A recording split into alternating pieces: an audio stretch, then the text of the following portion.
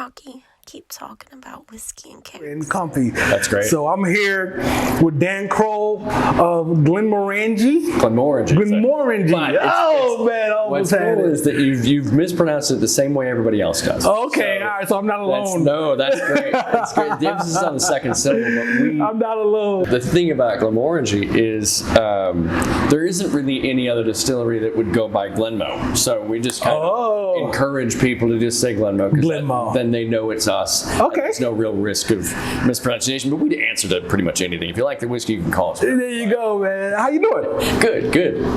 I'm here for a couple days here in DC. As part of my job, I cover the U.S. For Glenmorangie, but there are certain cities where I spend more time than others. And since we've been sort of reinstated into the travel portion of what we do, DC has been added as one for me. So I will be moving forward. I'll be spending a bit more time here than in other markets around the country, and I'm really looking forward to it. I think it's a great town. Yeah. Obviously, Jack Rose is here. That's a huge draw. So I'm glad for the opportunity. Where's your home base? I live in Omaha, Nebraska. Okay. I'm a Cornhuskers fan. Nice, very cool. Yeah, don't ask me how. I'm from New York, from upstate New York. This has happened. They just kind of seep into your soul on some level. It's when you're in Nebraska, that's what gets talked about a lot. The Cornhuskers? Yeah.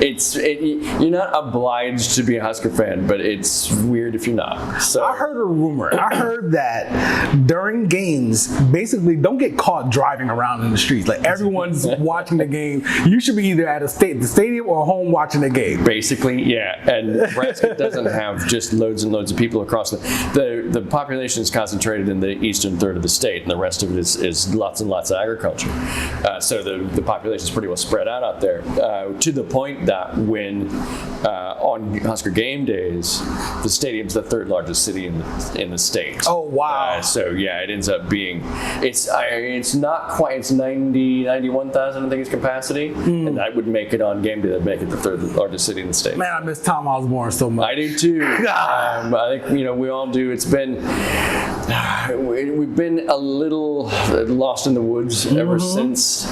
And it's been what? How many years now? 20 some years? Yeah, it's got to be, because he left in after the championship in '97. That was the end of his last season. So it's been 20, whatever that is, 3 years, 24 years now. We're coming up on the silver anniversary of being lost in the forest. Yeah. Hopefully, we can find our way through it at some point. You see how quickly I can get distracted by sports, man. So look, I wanted to start out with saying happy belated anniversary, man. 29 years. Indeed. Man, fantastic. So toast, cheers to you. I appreciate that. So what are we sipping right now? This is Glenmorangie's Signet, and speaking of anniversaries, my wife is an exceedingly patient individual. I travel a lot, and so I appreciate the shout out. She's wonderful, and in terms of what we've been doing, Instagram wise, which is my gig, has changed a lot in the last few years, and she's become an integral part of how we interface with social media from my position. So without her I would be absolutely. Oh, okay. So, all right. So that's interesting. So we're gonna tap back into that because I have some questions. But so Signet, right. So what you have in the glass there, what's in the bottle, the reference is to this emblem that we've adopted as our signature. So we call it the Signet, but it is one of the formational carvings on an 8th century Pictish rune that was found it's just shattered into a bunch of pieces, but it was found on the Glenmorangie estate. The Cadwal stone. So that would have been carved by the Picts in the 8th century. It was eventually by peoples that had invaded and sort of, won those invasions. Vikings would have, busted up and used chunks of it as headstones and things like that. When the bulk of it was recovered, some of it went to the Museum of Natural History in Edinburgh. There's a chunk of it there in the Hilton Cadball on display. But Glenmorangie commissioned a recreation, a reimagine, not a reimagining so much as there were bits missing. Okay. And so Barry Grove, the stone carver, was commissioned to interpret the missing bits based on what existed. Oh, and so wow. Today's Cadball stone, when you go down to the Hilton Cadball where the stone sits, is Barry's interpretation of not only the pieces that were there, but the pieces that weren't. So the whole thing tells a big story. And it's a fascinating story, especially when he tells it. But in the center of it, the real focal point is this thing. And as runes go, it does have a name, and I can't remember what it is, but we call it the signet because it's our signature. The idea being that it's been interpreted a number of ways, and the one that I like best is that if you drop a single drop into a calm pool, then its ripples create other ripples, and everything is interconnected because of it. So the other interpretation I think is pretty interesting is the water source at Glenmorangie is a spring, Tarlogie Springs, and that water comes up through a sand bed, and as you see it bubbling up through the spring, the sand swirls around in these really interesting swirls. So some folks think that it might have been an interpretation of the bottom of the springs. Oh, wow. And it does look a lot like that. So signet itself, as you can tell from the bottle, there's a fairly, it doesn't tell you much. Right. And that's kind of on purpose. It doesn't look like the rest of the range. Right. It doesn't taste like the rest of the range. It doesn't behave on the palate like the rest of the range. And the biggest element of that is the idea that we use roasted barley as part of that mash bill, as opposed to just standard pale malt like we'd use for the rest of this stuff. So if you think about it in terms of you're making yourself a stout or a porter, part of the barley mash bill would be made from grains that were tumble roasted like coffee beans until they're quite dark. Or even black in certain cases. Black patent malt would be used in certain types of beer as well. We use a thing called high roast chocolate malt barley to create what becomes the heart and soul of Signet. So when you dig into this, and it has that espresso or mocha tiramisu kind of It vibe. sure does. That's why. The change. Sure does. So this is to the geeky bit of that is the Maillard effect. So the Maillard effect is browning. If you put a toast in the toaster, the reaction between the sugars, the fats, and the heat creates browning, and browning adds layers of flavor. So when you're watching the cooking shows, and they're like, oh, you got to get the brown bits off the. That's what they're talking about. That concentrated flavor that came from this Maillard effect, and that happens in the 335 degrees ish up to the point where you start to char a thing or you start to burn it, and that's a different chemical reaction that creates more of a carbon kind of a thing. But when you roast barley, the same thing happens. You create a new set of flavors, and that's why this doesn't taste like anything else in the range. It has those signature citrusy Glenmorangie notes, like all the rest of these do. But that mocha thing, that espresso thing, that is unique to Signet. I don't know if this is the right term, but it has so much body, right? It's so, Yep. like, did the taste of the whiskey dictate the packaging? A bit, yeah. So that sort of sunburst kind of a vibe that happens with the bottom. We're trying to indicate something about the provenance. The stopper. There's no real reason for this, but the stopper weighs a ton. Oh, weighs nice! Can I see that? pound or something. I love that. Yeah, it's sort of a gunmetal stopper, which is really terrific. Yes, indeed. And the this and the 18, you can see from the base, they've got more glass in the base. Yep. They go through a different bottling line that etches the bottling date into the bottle. Okay, nice. Batch codes and bottling dates on both the 18 Very nice. and Signet. So the thing about Signet is it's difficult to make on every level. It's difficult to ferment because when you roast barley, you kill important enzymes and you caramelize sugars that now cannot be converted into alcohol. So your yield drops. The more roasted barley you use in your mash bill, the more your yield will drop. You couldn't use 100% roasted barley because you wouldn't make any alcohol.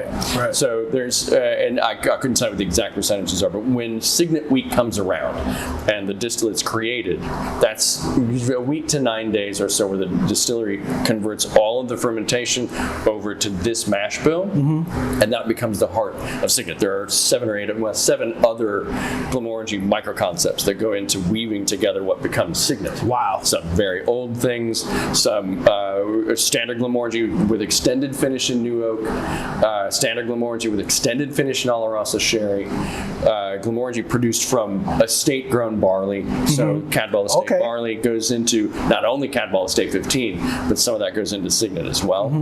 And then this roasted barley distillate that'll be parted out into ex-bourbon oak. Is this coming in at 92 proof? Very nice. Yep. So it's non-chill filtered. To get around to answering your question regarding texture and mouthfeel, this is non-chill filtered. Anything in our range that's over 43 ABV, i.e. the 46s and above, those are all non-chill filtered. Anything that's under 46 in our range, the 43s and the 40 ABV, which would be 40, 43, 43, and 43, those are chill filtered. So they tend to be a little more buoyant on the palate, whereas the 46s tend to be a little more velvety and hang out for a while. Big time. Velvety is the perfect word to explain this. So is this going to be like a annual release kind of thing, or anything special about the Not release? really. It isn't allocated, so it's available all the time. It was launched in 2007, so that is the fact that it's still around is an indicator that we're very much dedicated to the concept of it, and that people like it. So we'll continue to make Signet. There were a couple things that Dr. Bill Lumsden, our master distiller, brought with him to Glenmorangie when he started as distillery manager in 1995. One of them was this concept of the designer cask, which we'll get into when we talk about original. And the other one was this idea, using roasted barley to make a whiskey. And it became Signet. It was a thing he'd been working on even before he came. And then by the time he got to Glenmorangie, he was like, I think I can do this. Started with, small batches, like a desktop roaster, then just seeing what could happen. And then eventually, by the time it came out in 2007, he'd worked a long, 12 years to get it right, and then we launched it as Signet. 2007 is before my whiskey years. I'm a young pup. All right, that's fantastic, man. I'm enjoying it. Good. It's a very nice pour. Glad to like it. And admittedly, I am a bourbon man, and I have been almost nervous about getting. I'm into Scotch now, but I'm a bourbon man. But it's almost intimidating. You see so many selections. You see the same name on so many bottles. You know how it is with Scotch, and it's like, man, if I end up loving this, I'm gonna go broke. Because there's so many selections, Right. But man, the tasting last night, I was blown away. The presentation, everything about the tasting last night was fantastic. Glad you enjoyed it. And the juice was great. We had some cool stuff. Yeah. I had something that's not coming out. You know what I'm saying? I'm not gonna throw that out there for everybody watching. Right. But I have a question about that later, if that's okay. Yeah, that's great. All right, so let's get back on track here, because like I told you before we started shooting, I like to get into the person. So just going to your Instagram and then interacting with you a little bit last night. I have some questions now. You're in the booze business, right? I am, yes. So due to the nature of the work that you do you have to intentionally find some type of balance? Yeah, you do. It's one of those things where there's, and I think loads of people in the industry have probably faced this same set of challenges where it's an occupational hazard. If you overindulge in the thing that you're involved with, you can wreck yourself and your career. Yeah. So for me, it kind of started with the balancing act began in the distributor days when they just told us straight out, if you get a DUI, you're fired. Right. So just don't. If you want a career in this industry, you better learn to manage it now. Right. And so what's cool about it now is I don't drink lots of whiskey at home. We have a beer occasionally. We'll have my wife and I are giant sparkling rosé fans, so we drink a decent amount of that. I have lots of whiskey at home, but at the pace that I consume it at home, it's going to last me 300 years. It's just when I'm out in markets around the country and talking to people and having a dram, that's when you have to you just have to keep a ticker going. Right. Like, okay, this is, like you'd mentioned, just half ounce. Yeah. That's what I'm trying to do. I'm just trying to stick to this. Let's pour this half ounce at a time, nurse it. What I love about single malt is that it rewards the nursing aspect of it. You can sit and contemplate that glass for a long time, and it'll continue to change in the glass as well via oxidization. That's the beauty of it, man. It's just going to evolve. It will create new aromas and new flavors as it goes on in the glass. So it's like watching an episode of The Simpsons. Like when I was doing back when VCRs were a thing. If you taped an episode of The Simpsons and then watched it frame by frame, there's really, really funny stuff that happens that if you didn't stop and check it out, you'd miss it. So it was built to reward the obsessives. And I think single malt is, to a degree, built to reward patience and a sort of an obsessive quest for what's happening in there and what does it mean to me? How does it make me feel? How does it communicate with me? These are all just bottles full of communication from one group of people to another group of people without the need for language, which is beautiful. Breaks that barrier down pretty much instantly. Right. So that's what I think my favorite, philosophically, my favorite thing about single malt is that it joins things like the visual arts and music and architecture and those kinds of things as forms of communication that are accessible to everybody without a need for understanding a language, without the need for you're born with the tools to appreciate it already, and then you make it yours. It becomes a part of you, and you sort of become a part of it. And there's a communication circuit that's closed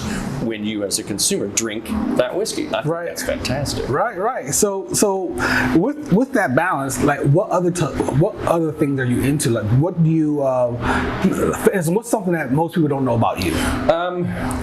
Well, you'd mentioned, we just had our 29th anniversary, my wife and I. I studied music in college. Oh, nice. I was a percussion major, and that led me, as it does, into the restaurant industry. Because, if you're a musician, you're playing those gigs. When my first day on the job, I remember the guy that was training me was like, "So, you're here. Are you an artist, actor, or musician?" It's just like, because that's just the thing that you do, because it's flexible. It pays relatively well for, and you can walk away. You can go play a 3 or 4 state tour if you want to do that and come back and your job's still there. You just need to cover your shifts. Yeah. And it's cash in hand, which is not always a good thing. Is that musicians aren't always the most fiscally disciplined people on the planet either. Right. So that was my lead in to the industry, was the restaurant bit. Yeah. I was pursuing music. Okay. But so you were serious about it. Yeah. To the point that in a parallel life, the restaurant thing was what I had built a resume on by de facto, because I'd been in the restaurant industry a long time, because I'd been a musician for a long time. And so when the time came, we'd played, the band at the time played lots of, all the surrounding states. We were on a sort of a regional college tour circuit thing, and it was a lot of fun. But by the time it became a kind of a poo or get off the pot kind of a thing, we had an opportunity to take over a place that was a very complicated business model. It was a bowling alley, 24-lane bowling center, a sand volleyball complex, so 4 sand volleyball courts, a big tap room, like 26 taps, and then a live rock music venue. Oh wow! With capacity for 250 if we were not paying attention to the fire code, or more. But there was also a recording studio in the back and a proprietary record label.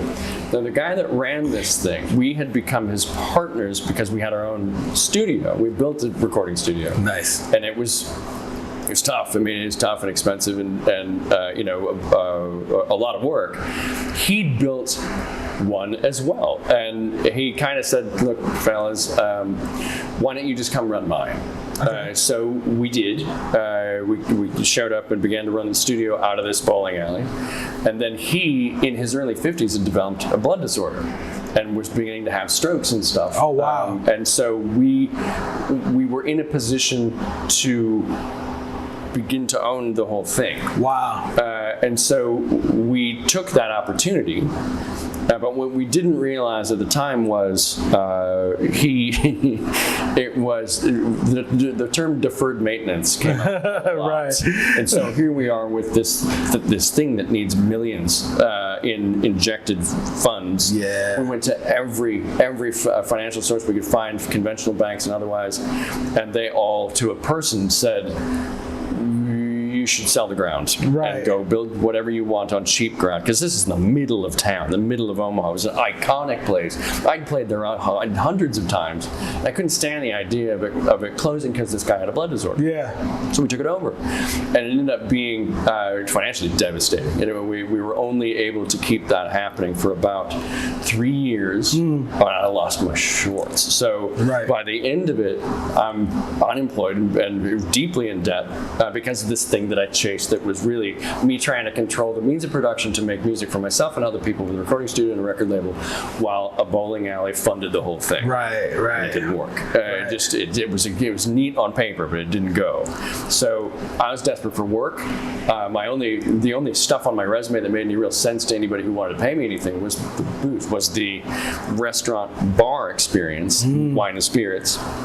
So I got a job at a distributor, and my job at the distributor was education, was high-end spirits education, in addition to selling. Right. But anything from the reserve tier that hit the dock, it was my responsibility from the time it hit the dock to the time that it hit the license holder's dock. Okay, all right, let's get you that in there. So now you're breaking in, right? That's where the education thing started, and what I discovered was, I don't really feel like being broke and unemployed again. So I need to find the thing in this building that no one else understands enough about, know more than everyone about it, and they can't fire me. Smart. So that ended up being single malt Scotch. The thing that our license holders and their customers asked about the most, and the most confusion existed about, was single malt.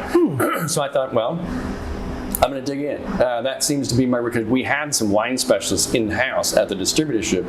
I couldn't touch those guys. So it's like, nobody here knows what is going on with single malt. I need to find out. I need to galvanize my position by knowing more than anybody else in the building, so that when somebody, a license holder, has a question, the immediate response is, go ask that guy. Right. And then I'll begin dispensing. Your value is through the roof at that point. Yep, exactly. And so we had, on my side of the distributorship, we had Diageo and Hennessy. That was it. So I was dealing with the Diageo blended and single malt portfolio, all the Walkers and all the Talisker and so on and so forth, and then Glenmorangie and Ardbeg that came over with when Diageo came to the distributorship. MH came with it. So all of a sudden, I'm dealing with a whole bunch of whiskeys, and this one, and Ardbeg to a degree, were the ones that caught my imagination the hardest. Because they were the only two whiskeys in the portfolio, and the MH portfolio at that time. And I thought, this is a portfolio that has Dom Perignon in it, rich in Hennessy, or some really, really high-end liquids. Right. Why did they buy those two distilleries and then stop? There must be something extraordinary about them. So I started digging in, and it turns out there was. And it is still some fascinating stuff happening at those distilleries. So we did a lot of work with Glenmorangie. I met a lot of people. I ended up meeting Dr. Bill because he came to Omaha for an event. I met David Blackmore, my colleague, through this same event in Omaha, and we stayed in touch. And so when the brand ambassador squad expanded in the U.S. from David to more than David, I got a call. I had a chance to interview. I didn't get the job at first. But the second time around, I got it. Okay. And that was coming up on 8 years ago. So, nice. Yeah, it's been. You love it. It's been a hell of a ride. Yeah, and it continues to be. It's one of those things where you get up and you think, no, there just aren't very many people who truly love what they do. And get paid to do it. So that is a privileged position to be in, man. Absolutely. It's special. Well, yeah, now, I mean, with everything that's happened, it's really rare. Yeah. And so I'm clinging to it. Yeah, you should. So you kind of answered my question, but and now I watched your Instagram, some of your videos and stuff, and I watched you yesterday. And this question: how long has this guy been a creator? Because you're a creator. I can, right? You're a creator. Yes, and a lot of that stuff is I went into social media thinking this is a narcissistic hellscape, and I'm really not interested. But then I discovered that it's a canvas. It's like any other canvas. It's what you make of it. It's how you use that tool to communicate the kinds of things that are in you. And this is the thing that I represent. But my job is to make it my own and to make that message my message in my voice. And so so social media, it turns out, is not. I mean, there was a portion of it that's a narcissistic hellscape. Yes. There's a big chunk of it that is creator land. Yeah. That's what you do. You are a content creator, and you can put an indelible stamp of yourself on that content, and then it's shared by. You've got thousands of followers. With a click of a button, you've just talked to thousands of people about that thing that you're passionate about. And there's real power there. Yeah, it is. It's a special thing. It can be. Yeah, for sure. So, explain your love of giraffes. The reason we talk so much about giraffes, and I have one on me right now, I travel with Gwen. Glenmorangie goes with me kind of wherever I go. And it's mostly awesome. Because what we're trying to do there is to give people a sense of the scale of the stills at Glenmorangie. So we have the tallest copper pot stills in Scotland, and it's difficult not only to get a sense of scale, but also what's the why? What's the difference? What's the point? Does that mean that it's inherently better or whatever?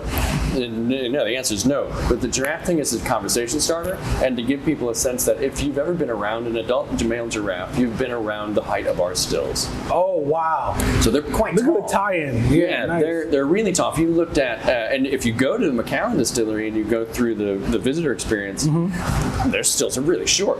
But if you look at the graphic that they use to explain the difference between still height, it's a graphic of their still and our still, because theirs is some of the shortest, and ours, of course, is the tallest. So then they use that graphic to explain what the point is. Oh, okay. Which is pretty cool. Kind of honor.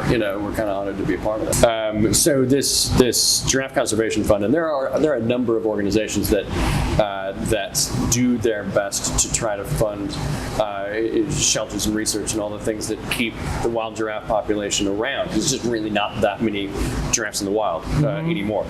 So the thing that we do is we help bars and restaurants symbolically adopt a giraffe via they'll run a Glenmorangie cocktail special for X number of weeks or whatever, and we'll donate proceeds we'll donate funds to the GCF to try to support that effort. Awesome. And then that's how they'll get a little plaque that says they've adopted a giraffe. Awesome.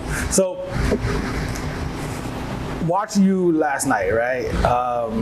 Listen to you speak, your passion and everything for this. What's your favorite subject, math or science? The funny thing is I was horrible at both in school, and I love both of them now, but I think the science aspect of the chemistry aspect of what happens, what we do, but what nature does, is the really fascinating bit. It has everything to do with how this becomes what it is, and it's largely not understood by the consuming public.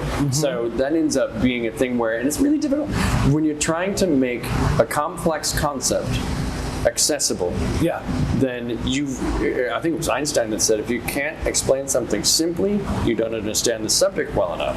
So I spend a lot of time trying to understand the real nitty-gritty in order to be able to explain it more simply, but engagingly and to the point that people get, okay, why are we talking about fermentation time? What does that mean to me? What tall still? Why should I care? Those are the kinds of things that we end up talking about, and science, chemistry has a lot. I love it. I love science. I've always been a pretty intelligent, smart individual, but I wasn't the best student. I didn't like to study. So I fell in love with science at night school. Nice. Yeah, cool. So biology and but I love chemistry too, and that's what I say when it comes to whiskey and kicks. I want to bring out the blood, sweat, and tears, math and science behind your favorite spirits. Right, because all of those things, are involved in creating a bottle of this juice, and most people know is receiving a glass and is enjoying it and talking to friends. And all of the things that happen, you cutting your hand while moving this here, or and the things you have to think of to create this flavor is just fascinating to me. Yep, that's the whole idea. I think that the underpinnings of Glenmorangie's concept are flavor driven. So when Dr. Bill is conceptualizing a new whiskey, it isn't necessarily, he doesn't start with process. He starts with the inspiration of the flavor, the concept of the idea of the flavor that he's trying to pursue. And then he'll back into the production techniques it takes to get there. Wow. Which is really pretty cool, because I mean, in a lot of ways, Scotch whiskey is such a traditional thing. And you slot A, tab B, and you do your thing, and then you put it in the cask, and then you kind of cross your fingers and hope for the best. That doesn't always get you where you want to go. Right. You have to, as much as the Scotch Whisky Association has rigid rules and regulations, I'm glad they do, there's also that need to push the envelope. Okay, so we've tried this, or we can't do this, but what can we do? This is restricted, but have we ever thought about doing this, or turning that, turning some regulation kind of on its head a little bit, and reverse thought processing how we can achieve our goal while staying, aligned with those regulations. So Bill's entire job, not entire job, but a big part of what he does is to try to find ways to drive the evolution of the category, as opposed to, I don't think he sees himself as a whiskey maker so much as a whiskey conceptualizer. Okay. And he's I mean, I like that even more. Yeah, his background is in biochemistry. His PhD is in biochemistry with an emphasis on yeast. So he's a giant yeast guy, but he's also his wood research. He's done tremendous amounts of wood research. Obviously, fermentation sciences, distillation sciences, the chemistry stuff. He's ridiculously dialed into all those things, but he's not just a scientist, he's sort of a mad scientist. He's looking at the whole thing in kind of Billy Wonka mode, where like, okay, what can I do now? Right.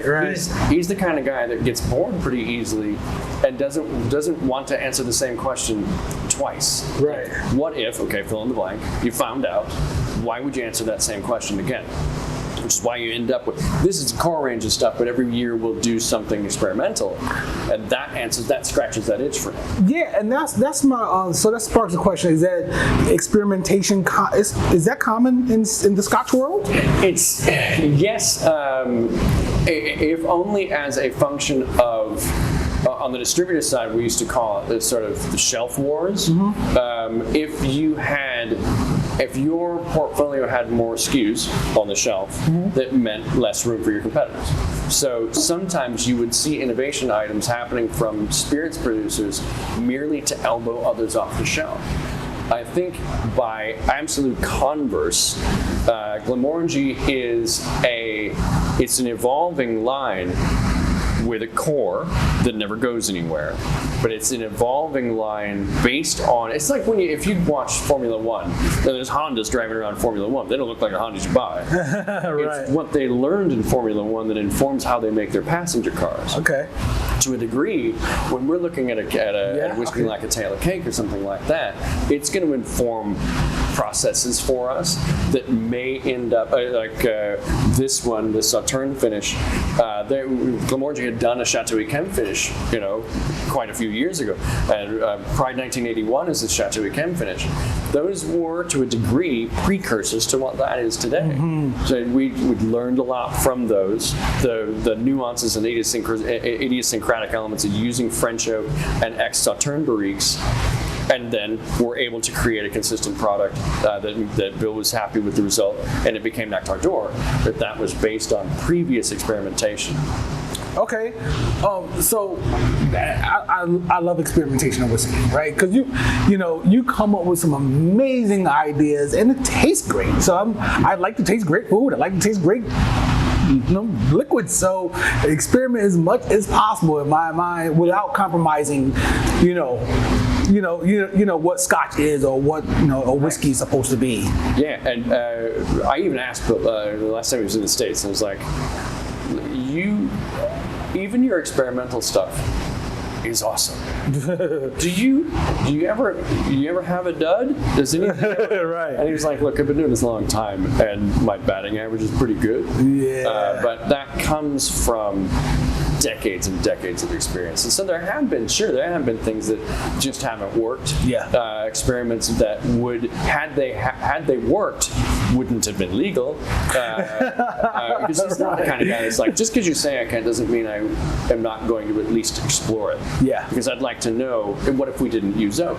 What if we used a different type of wood? What would happen? I need to know. I'm not going to release it. I can't call it Scotch anyway. Right. So I need to know. But if it's good, I'm going to have to learn how to call it something else. Right. I want it to be out. Right. Drink it. Right. We're going to have to learn a new term. And he did a thing, as an example, he laid down some Glenmorangie in Brazilian cherry wood casks.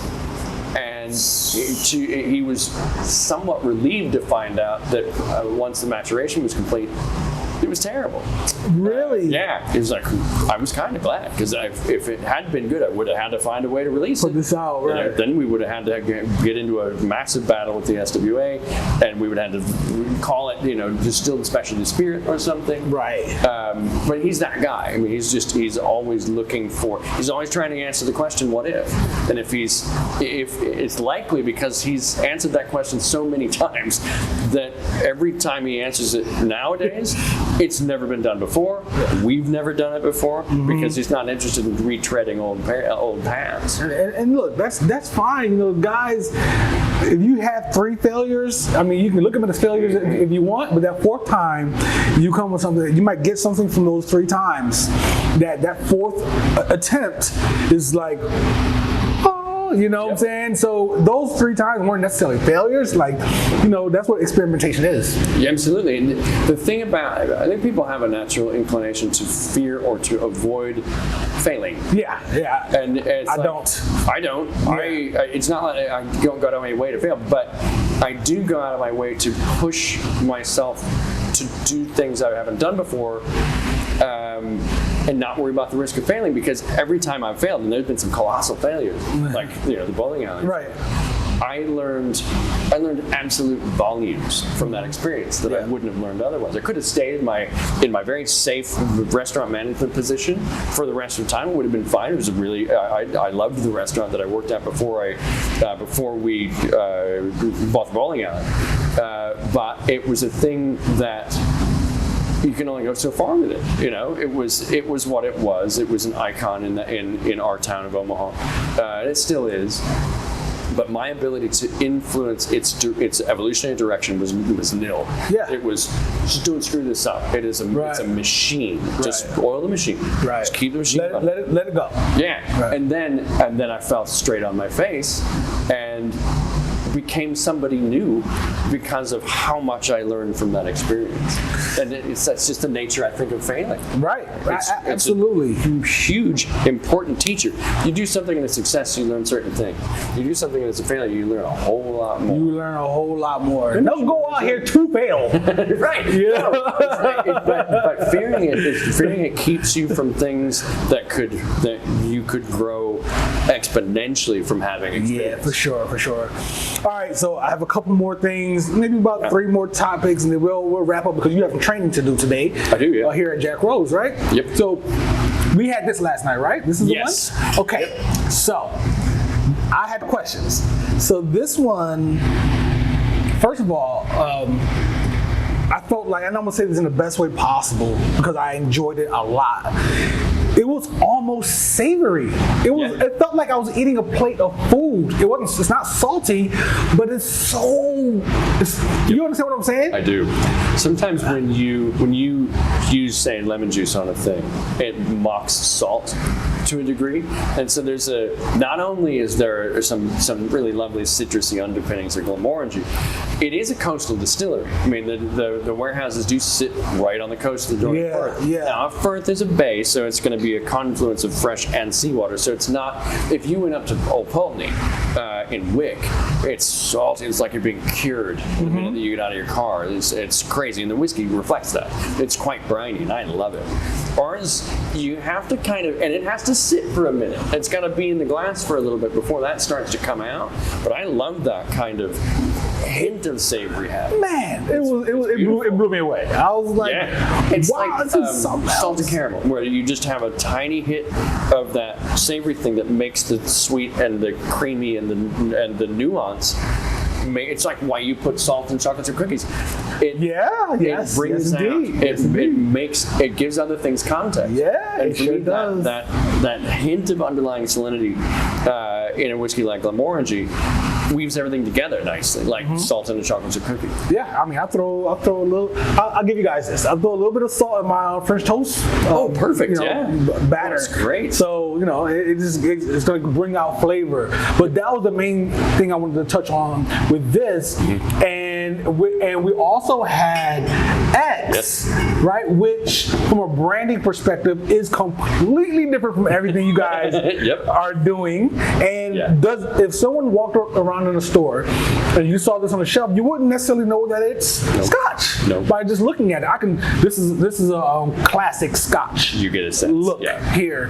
This one is completely different. What was the approach behind this? The whole idea was to try to demystify whiskey in general, to try to make it more accessible, more open to interpretation, and more a tool with which a person can discover their own creativity. So X, to a degree, I mean, it sort of hints at you define what it is to you. And so you, whether that's something that you drink neat, or whether you drop an ice cube in there, or you make myriad different styles of cocktails with it, it doesn't lose itself in your creation. It still brings its Glenmoranginess to that creation.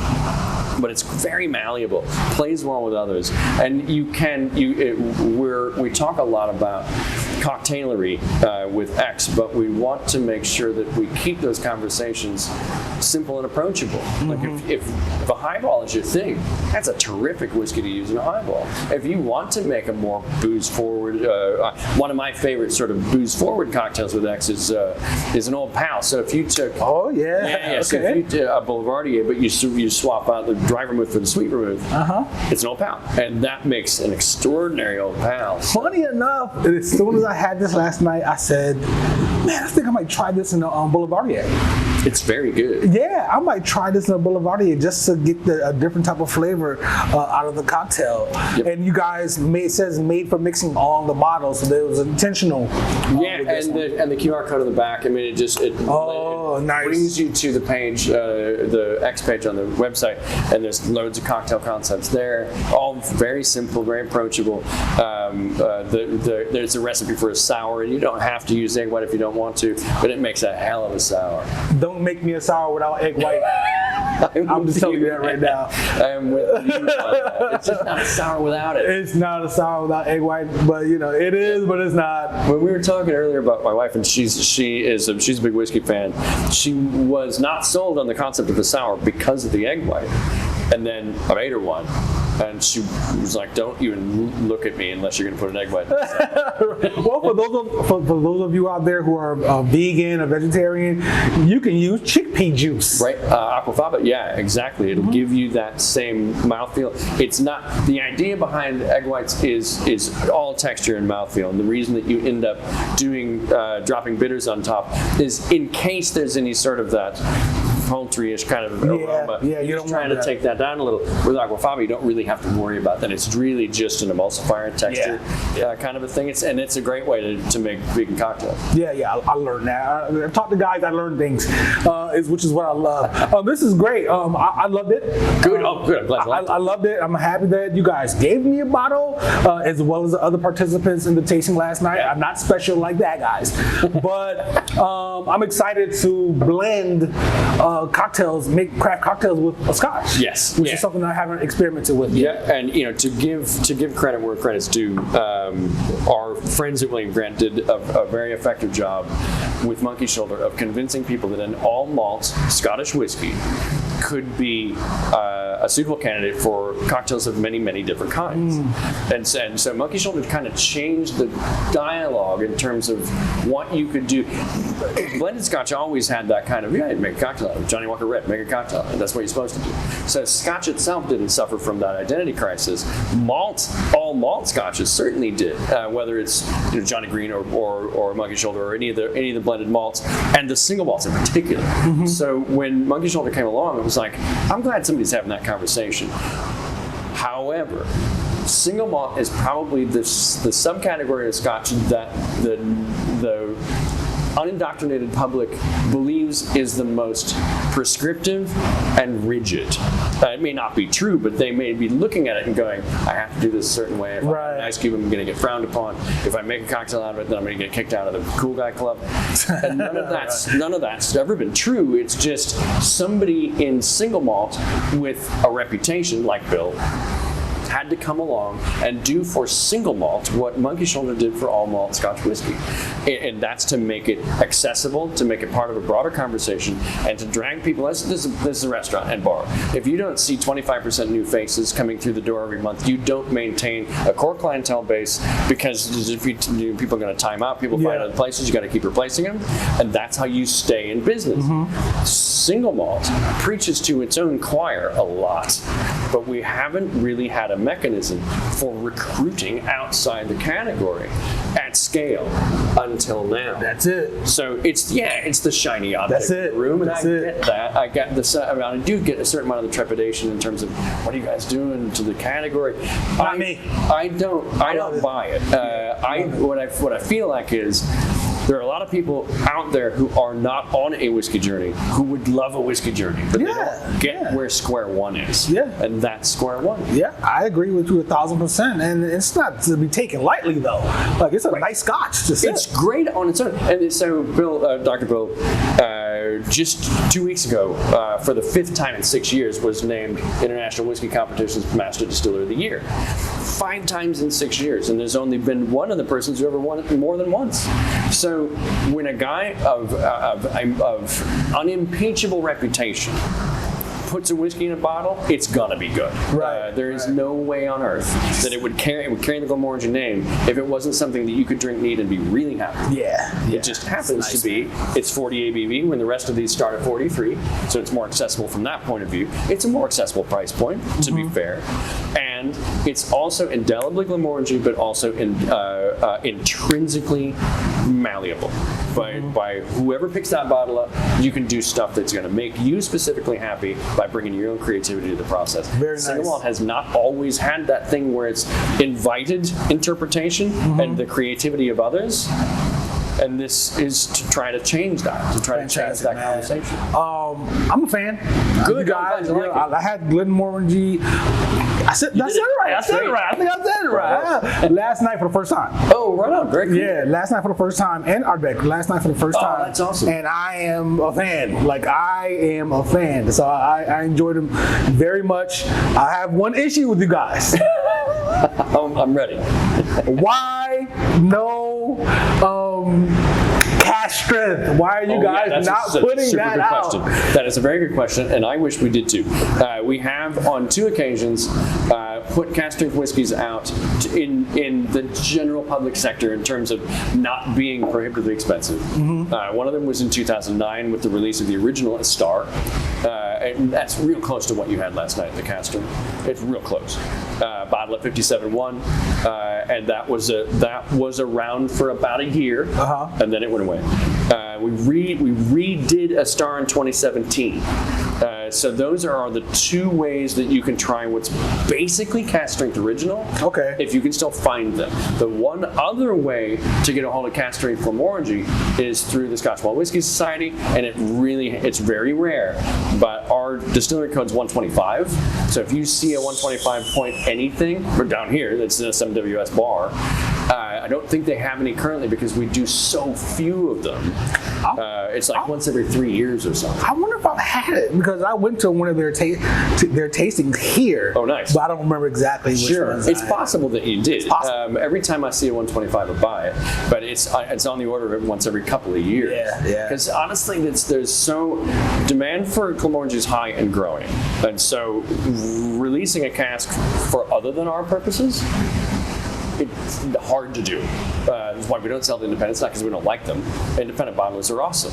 I know some, and I've had loads of great indie bottled whiskeys. We just don't have the liquid to support that. I hear you. Well, I'm happy that I was able to experience it last night. I love cask strength stuff, so it's wonderful. Yeah. If you get a chance, get a hold of a 2017 or 2009. The only difference in the box, the 2017 has a little medallion that says 2017 edition. The other one just is a star, and it's in the. You can tell when Bill's decided to go geeky because the packaging is really boring. With the exception of this is actually fairly geeky too. But the geekier, particularly with the private editions, the geekier the packaging, the plainer the packaging, the geekier the story. Wow. Giselle was a good example. It looks like it's in a brown paper bag almost. Right. But it was a fascinating, absolutely fascinating story.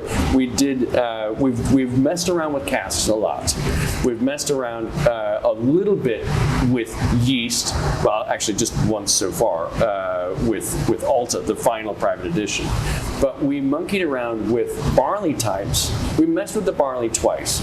Once with phenol to peated lightly, and once with Giselle, which was floor malted Maris Otter barley, so an English ale barley, as opposed to what we normally use, which at that point would have been Concerto, and now I want to say it's Laureate.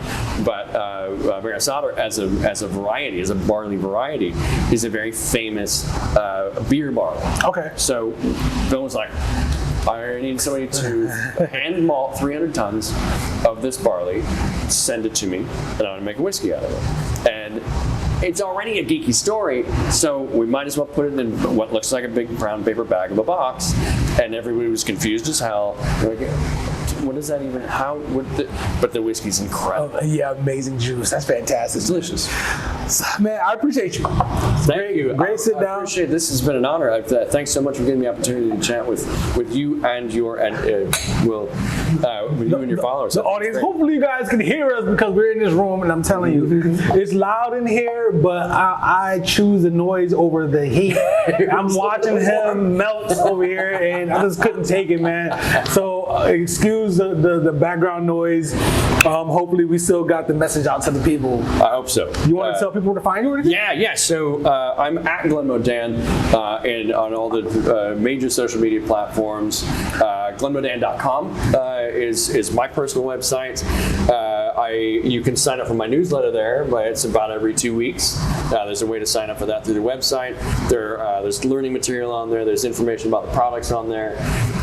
And geez, what else?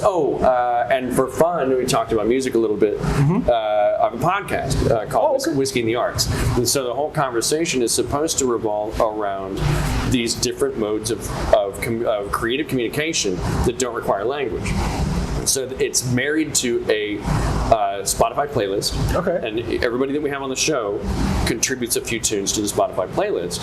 When we talk about the music, we're all drinking the same whiskey during the podcast. We talk about the whiskey, we'll talk about the musical selections, and that ends up evolving into these much broader and deeper discussions about how people communicate with one another. Awesome. It's a lot of fun. So that's on check it out. All the podcast platforms as well. Fantastic. And look, I have to do the Mrs. credit. We didn't. Just a quickly, you can just give a quick little summation of your wife's influence on your social media. Yes. You touched on that earlier. Yeah, she is highly organized, highly motivated, and really smart. She takes my ridiculous brain bubbles and makes them real. She's a natural in front of the camera. She doesn't think it, but she totally is. And she keeps the production schedule on track. She fleshes out so many of the ideas. I'll just say some stupid thing, and then by the time she's processed it, it's a great idea. So without her and without what she brings to that process, I would be sunk. Beautiful, man. That's good teamwork. Cool. Guys, appreciate you. Dan, thank you. Appreciate you, man. That was a lot of fun. We'll be in touch. Absolutely. I'll be back in DC. It'd be great to grab a dram. Yeah, for sure. Maybe do another one of these at some For point. sure. Yeah, we'll see how. I'm down for it, man. Very cool. And of course, my colleague Cameron George is the me of Ardbeg. And he has a massive Air Jordan collection. He gave me his card last night. He may be a guy that we're gonna talk. We're gonna talk. Good, that's awesome. All right, man. Cool. Thank you. Thank you.